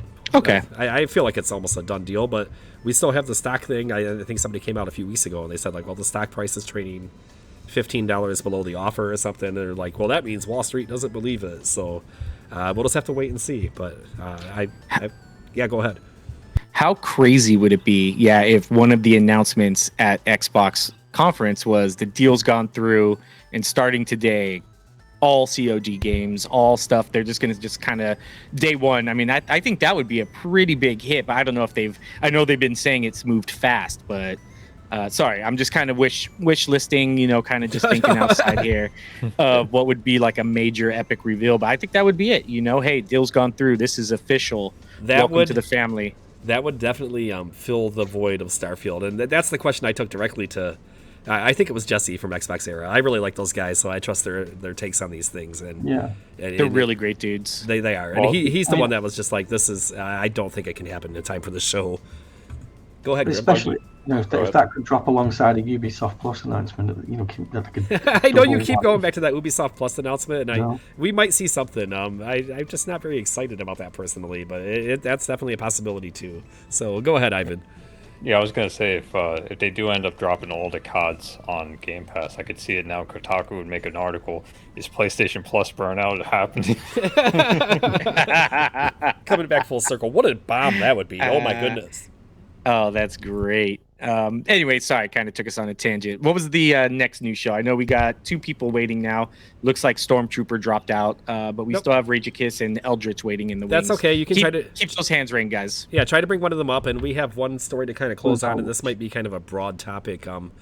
There was a Halo fan earlier this week, and I already forgot the guy's name. I'm sorry. I think it was Nick something or other, and I'll look it up and fill it in here in just a bit. But anyways, he's playing Halo and on a stream, and people are just coming into a stream, and they're just like, "How can you support this game, you loser?" You know, they're just being complete dicks to him, basically. And so he came out and tweeted, and he was just like, "Man, I just wish I could enjoy this game without people personally attacking me. I mean, like, why are we getting so personal over something like a video game?" And so 343 came out, and I forget exactly who tweeted and retweeted him. Somebody pretty high up with him, and they basically said, "Come on, guys, like, you know, it's okay if you're frustrated with the game, but let's not be attacking each other, and especially people who are enjoying the game for simply enjoying the game. You know, it's fair to go in there and say, hey, I disagree. Halo has problems. I need this, this, and this. It's not fair to go in there and be like, listen here, you dumbass, because I can't believe you like this. You're obviously a paid shill." You know how people get on the internet, right? So I feel like this is a pretty fair take. Like, this is one of the standards that we enforce in the Series X community, especially. Like, we should be able to talk about these hot topics and these controversial topics without, you know, making it personal. There's no reason to go after somebody and just be like, "Oh, you're a loser," or even really simple, basic, like, you know, schoolyard insults. And I guess our standard is talk about the topic and not the other user, and I think that's a pretty good place to start from. So I was happy to see 343 step up and make a statement about this. Side note, I love how your angry voice is still really nice and pleasant. Just like, yes. It was like you're trying to be angry, but it's like, oh, I don't know, it's still kind of nice. Anyways, that just says what a good friendly, person angry you voice. are. Yes, right. Yeah. So, go ahead. Rageicus. I was just saying. Oh no, I was just gonna announce we got Rageicus back. I pronounced your name right this time. I hope you were ready. You did your homework. I did my homework today. Indeed, you have. Hey, bud, welcome back. Great to be here. What's on your mind?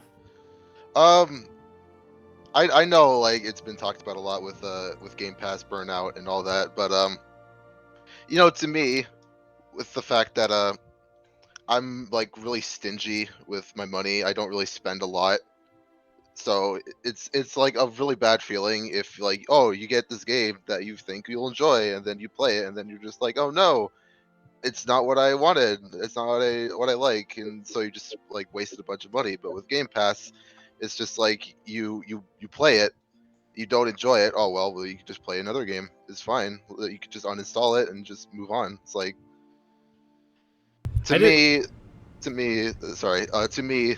that is basically like what I like Game Pass for, is just like the sheer broad availability and just the fact that, you know, if you don't like one game, you know, there's like hundreds of others that you can go and enjoy.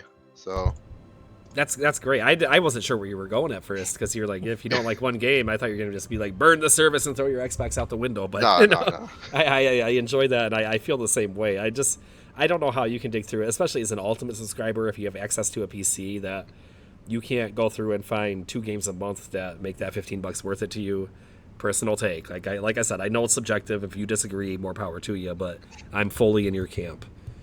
Yeah, and I think you had the same opinion last time on the show. It's just there. I think I even made fun. I was like, oh, you know, basically go touch grass. If you don't see one, you know, if you don't like one thing, just go touch grass. Go outside, do something else. But no, I mean, it's very fair. You know, there's so much value to Game Pass that is a lot of stuff there that like I said, I mean, Vampire Survivor, like out of left field, such a great classic game that doesn't fit that AAA mega exclusive Hollywood blockbuster role. You know, there's just so much. I mean, we got Sniper Elite 5 and some debatable. I think it's a AAA game. I think it's a very well done series. I love that series. But yeah, even Slime Rancher, like Foreman was like Foreman, was saying, like there's so much like different styles, different values. I think there's a card game or that just came out too. But yeah, you're right, 100% right, and it's such a healthy thing to be reminded of.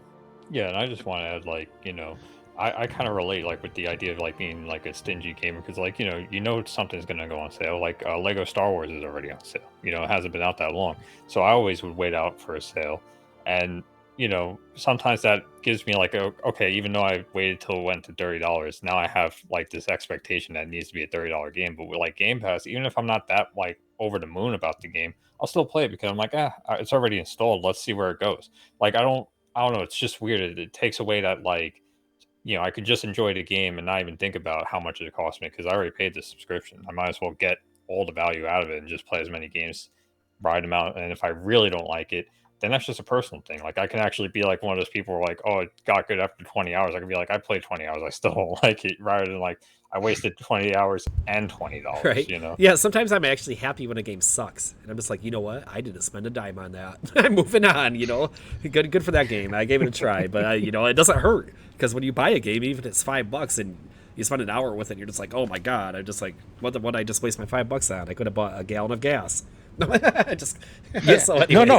The 100%. Yeah, there's things that I've played that I'm like, okay, I've always wanted to play it, and I'm just like, okay, I'm kind of maybe glad it just wasn't my cup of tea. I'm not saying it's a bad game, but yeah, it's just there's tastes for everybody, and I think that's something that Xbox Game Pass really provides. Like I brought it up before, like Netflix. They got you're into horror movies, cool. They got that. Comedies not your jam, but there's different genres that fit different people, and I think Game Pass has a very wide selection that even if there is something you might not like, you're gonna find a gem. You're gonna find something there. I think we can all go down a list of games where we can say like, I would have never played that. I loved that. Thank you, Game Pass. Yeah, I have like a ton of those. Give us some. What have you discovered on Game Pass that like? Well, first off, it's a really long journey, but I was introduced to Yakuza through Game Pass. Perfect example. If you haven't played through Yakuza, do yourself a favor and do it, because it is one of the greatest stories I have ever experienced in any video game ever, and also the side content is ridiculous, and I love it. And in particular, I've been playing I played the Like a Dragon. Like a Dragon's a standout one. I remember buying it after finishing 6 on Game Pass, and then like a couple months later, it came on to Game Pass. Thank you for your sacrifice. Yeah, you're welcome. But I didn't really mind it because I enjoyed Like a Dragon, and I'm glad like so many other people can experience Like a Dragon, like how I have. And I think that highlights too part of the appeal to Game Pass for developers is it might not necessarily be about the game that they put on Game Pass. It might be about the next game they're releasing or downloadable content that they have for sale, or that kind of stuff where it leads to people becoming familiar with their franchise and their game, and they're going to be in for future iterations. So Game Pass has a lot of perks for developers and gamers. And I also just want to say I'm still upset that they took out Zero, Kiwami, and Kiwami 2 on Game Pass. I'm still upset about that. That's the flip side of things. I know. I could buy Zero, but at the same time, do I want to buy it again? You're like, well, maybe I'll come back to buy it so I can play it on Game Pass. That's the way to go. maybe it'll come back, but Besides that, I remember before it went away from Game Pass, I played Nier Automata. It was another game that I did not think I would actually buy, and I very much enjoyed it. Yeah, that one got me such too. Such a good game. Yeah, Nier Automata. Love Nier Automata. And one that I actually did buy from Game Pass was Dead Cells. I was just addicted to Dead Cells for like a certain amount of time, just saying, oh, is this run for sure, I get it, and then I just die, and then it's just like you're not angry about it, you just like, oh, I'll just go do it again. It's like a great hook. Really good. That's awesome. So obviously you're somebody who's looking a little deeper, and probably like when Game Pass let out that kind of fiery tweet, you're the person that they're talking about. Like you're not just looking for a very specific game. You're like, hey, let it wash over me, and I'll find what I like. And then gamers like that, I think, are finding stuff that they like, and that again makes the service worth a value to them. And it's a good thing. I love this. I do love being able to play all these sometimes crummy games and landing on that rare gem that I know in a lot of cases, I know the game that I like is going to miss for 80% of people, but we all have our different genres, right? We all have our different like niches that we enjoy. I like collecting stuff, so if your game has a great inventory system and I can stack stuff, like I'm already 90% in. So that's such a fantastic point. Yeah, it's all just like a matter of taste, to be honest. It's just like you don't like one game, well there's like plenty of others that you can go and enjoy. More of a, it's like be like a jack of all trades. Don't stick to like one genre that you enjoy. Yeah. I mean, Broaden yeah, your you horizons. yeah, broaden your horizons. Don't. I mean, if you like that genre, then more power to you, right? But like, if you're getting like a bit burned out of like a genre, or you're just like kind of bored, then Game Pass is there. Yeah, that's where I'm at with my gaming life. I just can't burn on the same game for 3 or 4 years, and I used to do that when I was younger, especially in my teens and 20s, but now I like to mix it up. So if I'm playing something really intense, there's a good chance that my next game is going to be Slime Rancher. Yeah. Very 100%. Well, thanks, man. We really appreciate it. It's a healthy take. Something that I think more people should kind of have, that there's something for everybody. And I appreciate you coming up and talking with us again. Thanks for stopping by.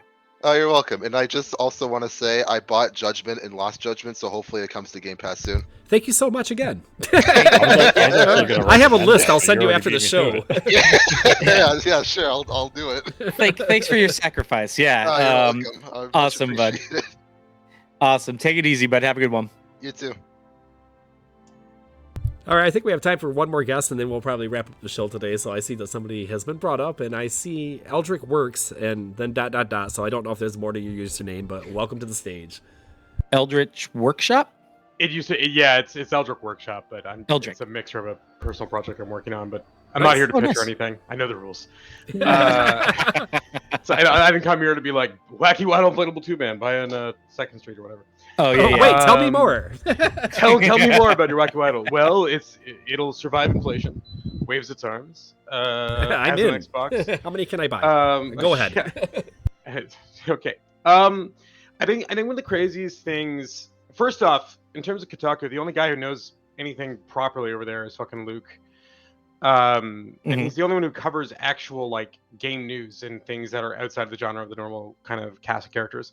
So when Luke Plunkett is writing something, he's usually writing from a series of knowledge and stuff. And I know that Luke would probably run around and defend everyone over at Kotaku, but there is there's a segment of guys there who will get into hysteric writing and be like, "Oh, is there cancer inside of this controller? Read the article."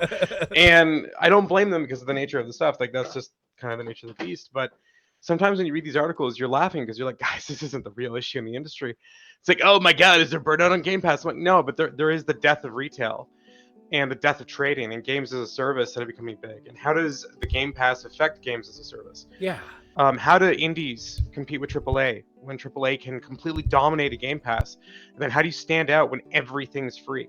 How do gamers feel ownership when they don't own the games? 80 different. Every angle that you just gave us is a better angle than they took on the same story.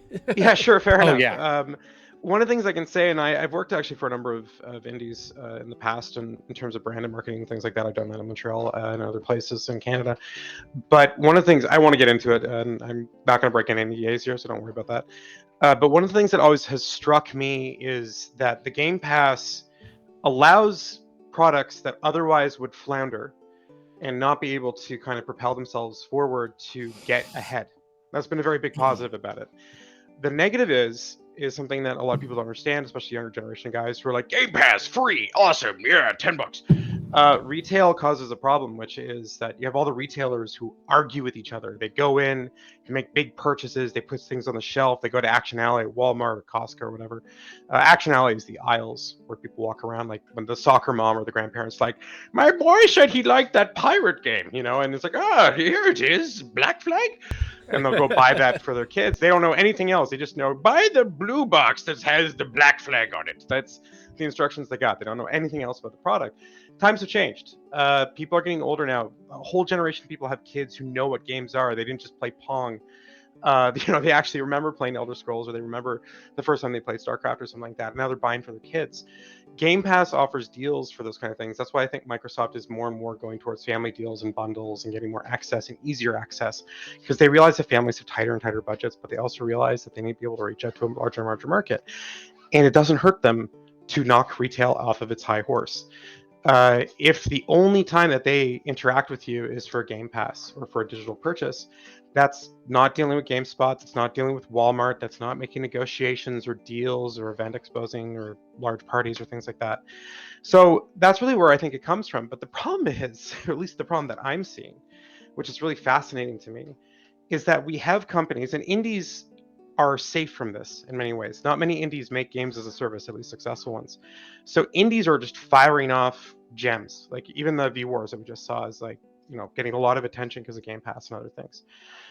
But a lot of game studios were competing and built complex systems to compete against trade games, right? You trade your game in at the local GameStop or eBay or whatever. Sorry, Yeah. What I'm talking about. And you go and you're like, I got this stupid game that I don't like anymore. Let me get this new Spider-Man for 30% off or 50% off. Or I'll bring in 2 games, or I'll bring my friend's game and pretend it's mine and get whatever. Well, the games as a service model was meant to combat that. How the fuck does the games as a service model survive the Game Pass model? It doesn't. It doesn't survive that, but all of the studios geared towards it. And now they're having failure after failure after failure in the games as a service model, because the consoles have already pushed us into a completely different ecosystem model, which is the Game Pass systems, which is PS Plus, which is all this other shit. And they're left hanging there with all this infrastructure and producers and game designers and all this stuff where they were trying to do this. And that's why you're seeing a divide. You're seeing a divide of people who talk about games as art, games as products, which are in line with Game Passes. And then you're seeing the other half who are talking about now, like, we should get into crypto, we should get into NFTs, we should try to sell things inside of because they're desperate, they're freaking out because the model that they designed, which was very beneficial inside of a retail market model, it's dead, it's fucked, it's now, not coming back. Does this come back full circle to what I touched on at the beginning with this Ed Freeze article or interview where he's saying, Game Pass is going to kill the gaming industry as we know it. It already has. It already has. Listen, I'll put this out there. I worked at a large publisher, okay, and it was a great publisher. The nightmare situation that they had to go through, which was not forced upon them. Any dev, any producer, any marketing person at that company did not want to do the bundles that we had to do. We hated it. And all the fans out there would go out there and go, fuck you, you're greedy. And we're like, no, we're not. Walmart's killing us. They got us by the balls. We got to move X amount of units to compete with the other guy. We have no choice. And that's gone. I think you make some awesome points. And I think one of the things here is that Microsoft and Sony, they used to be afraid of the retailers. Like, they needed them. You need that shelf space. Your game doesn't get discovered without that. And as we've migrated to more of a digital distribution system, that's not necessarily the case. Like, these companies don't need the retailers as much as they used to. And as time goes on, it's becoming less and less. So they don't have to bow down and like you said, packaging bundles. I'm not sure, and you don't have to disclose your exact situation, but that's exactly the way that a retailer would lean on a developer or even a manufacturer such as Microsoft or Sony and be like, we're not going to carry your game unless you give us the special, GameStop edition. Normally, I'll say this. Normally, it's although I did see that once or twice, but normally the more clever retailers would say like, oh, we'll give you this, but hey, if you want a bit more, how about you give us something? Now remember, the retailers, of course, are competing against each other. They're incredibly competitive, so they want to have something unique to draw people in, because you have destination shoppers, people who actually want to go to a place to buy a specific product, the majority of us. And then you have basically holiday shoppers or people who just walk into a store and they might like compulsion buy, or they're doing holiday buying. Usually not gamers, but people who might have gamers on the peripheral of their shopping experience. And those things were working for a long time, but Game Pass changes everything. And as game dads and game moms kind of are now entering the market, they're not excited to go to Walmart to shop. They might for a deal, they might for a console or for peripherals and things like that, but they're more likely to direct order online from Amazon and other places for hardware stuff.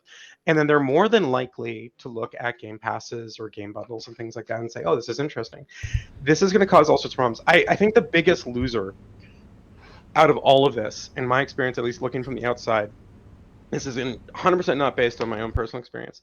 Warner Brothers seems to be the guy who has not adapted fast enough in terms of gaming. They're the ones who are really struggling. They look like they really went hard into the games as a service, and they just do not know what to do, and they're trying to get out of it. I think Ubisoft Plus is a sign that Ubisoft finally gets it. Although you'll see some turf wars inside, because it looks like they're kind of doing like half a battle of NFTs, bro, and stuff like that. You'll see that a lot of other publishers and major developers. And I think some of the Japanese market guys are running away because they don't know what to deal with. They don't. Some of them want to go back to physical product, which I think is a mistake. But a lot of Western studios, I think a lot of the Western studios, like looked at the games as a service and said, "This is stupid," and then Microsoft's like, "We'll buy you." And they're like, "Yes, take us, Papa Microsoft. I mean, take us out of this horrible market that's about to implode." The market's right for acquisitions. But not just that. I think Microsoft. I think everyone forgets. Everyone thinks that Microsoft just came in with like Bill Gates money and just dropped it in front of publishers and developers, right? And said, "We'll buy you." I don't think that's it. I think Microsoft said, "Hey, we have a plan. We have a Game Pass. We have an ecosystem, and we're going to do more than this in the future." And if I'm sitting there and I'm Obsidian, where I've been struggling year after year, even when I had successful Kickstarters, of course Obsidian's going to look at that and say, "Holy fuck, we don't have to worry about games as a service or NFTs or any of this other bullshit. We don't have to worry about deals or publishers backstabbing us or being dropped or competing against 3 other studios for more space. We can just plop our title onto the Game Pass and have a guaranteed fixed this. And then the only competition we have in terms of marketing and sales is our special editions, is things like this cool statue plus this, or peripheral products like books and things like that. We can go back to actual 360 marketing and not worry about this absolute craziness of make a game for every year, but also games as a service says it's going to be forever green for 20 years. Yeah, it's a really great spot for developers, and we're running a little long, so I'm going to have to like wind us down a little bit. But no, I love how informed a take you have, and I hope that you can join us again in the future because these issues are not going away. So I'm a gamer dad, and you're exactly right. You know what? When I'm looking at my kids, I don't want to be like, oh, what game is hot? Oh, I have to spend $60 here and $60 here and $60 here. And I consider myself pretty informed. I'm well involved in the Xbox platform, but as a parent, it's just much easier to plunk down that $15 and be like, hey, you can pick any game on here, and if there's something that you really, really want, I'll go for it. Go ahead. And I'm more than happy to come back in the future, but that is 100%, in my opinion, the difference between Microsoft, Sony, and Nintendo. It's really Sony. Yeah, Sony's been not asleep at the wheel, but I think they're coming off of their success high. They're going, oh shit, we got to compete again. Fuck, wake up! And they'll come in. They'll start competing. They're a hard group. They know how to mic drop. They definitely know when to get put the big boy pants on. Microsoft. Oh, sorry. To back you up there was the tweet from the In Exile team. Tweeted this week, didn't they? They put full creative freedom, financial support, millions of gamers playing and loving our games. In Exile is one of those companies that took the deal, and obviously for the same reasons that was being brought up here. So that's a great example. And I think another example of this is that like with Microsoft, Microsoft basically came up with a plan, stuck to the plan, put games first and developers first, which is very clever. Because a lot of developers have a big chip on their shoulder. They always believe that the publishers and the marketing guys and everything are against them. So being the guy saying, no, we'll listen, we'll be for you, don't worry, is great. I will say that the thing that's really been shocking to me to watch this is if you want to compare in terms of publishing and the difference in like language and everything and why Microsoft is being more successful than the others, in my opinion, at least right now, look at what happened to Amazon. If we all remember the Google guy on Twitter, who made his comments about YouTubers or influencers having to pay him or should pay game devs to stream games. Microsoft is trying to create an environment where the fans and the developers are not at war with each other. That seems to be their primary drive. And they're trying to find a way to have their cake and eat it too. And for the first time in my experience, they actually might be achieving that to some degree, which is shocking. And Sony, on the other hand, is right now going, okay, if we stick to first party development, high quality, like only 6 games, because most people only have time to play 6 games. But if we do like a year, if we can just stick to high quality, we'll be fine. So they're kind of just trying to ride out the storm. And Nintendo's going, yeah, no, fuck all of you. Buy $79. Uncle Nintendo can do whatever they want over there. Yeah, they have their own magic system. Yeah, like they're still at their office saying, we'll keep using pagers. And the new interns are like, but why? They're like, it works. It's Nintendo magic. Shut up. Just deal with it. But those 3 have found ways to be very successful with each other. What's interesting about Microsoft is that they really were in a dangerous spot. They were 100% in a dangerous spot around the time of the PS4. And I'm very excited, and I might be coming back to Xbox for the first time in a long time, because I am a Sony player, but I'm coming back to Microsoft and Xbox because they really do seem to actually be pushing this idea of not just like shit tons of titles, but they're saying like, hey, whatever type of gamer you are, we have a spot for you. Yeah, that's what. And as long as they keep that energy up, they're going to be fine. But the only loser from the Game Pass is retail, because just like how Blockbuster got destroyed by Netflix, absolutely obliterated, retail gaming is just getting wrecked. Well, from this. Let's make the point too. Retail siphons money out of the system. Retail just takes money from developers, from consumers. The only thing they do is put a space on a shelf for the game. So if we can get to direct sales, it can benefit developers and your consumers. So I understand what you're saying. It used to be like you could walk into a retail place as like that's where parents would have to go to ask people what their kids would like. Okay, there's that glorious period in the 90s. You'd walk in, you'd be like, my boy likes dark things. I don't know what to do. And he's like, oh, we got this great game called Diablo. Let's pull that off the shelf. And we were there, Gandalf, 10,000 years ago.